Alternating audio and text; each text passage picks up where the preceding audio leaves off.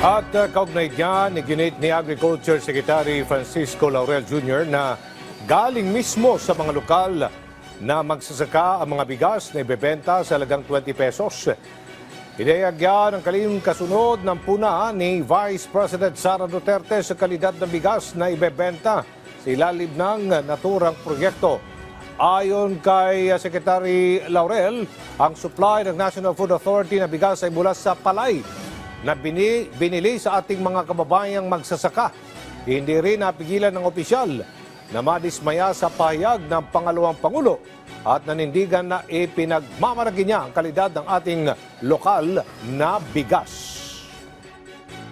I think I speak with in behalf of the DA family dahil medyo yung mga kasama ko dito medyo na-disappoint din talaga sa statement na panghayop yung ibebenta naming bigas at 20 pesos.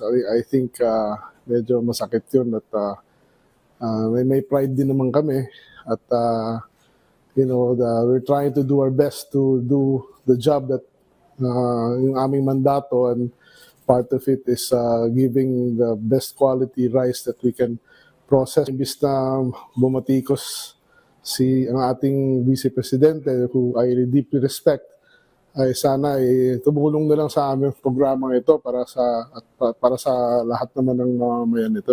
Of course, umpisahan natin ito sa Region 6, 7, and 8 and Negros Island region as a pilot project.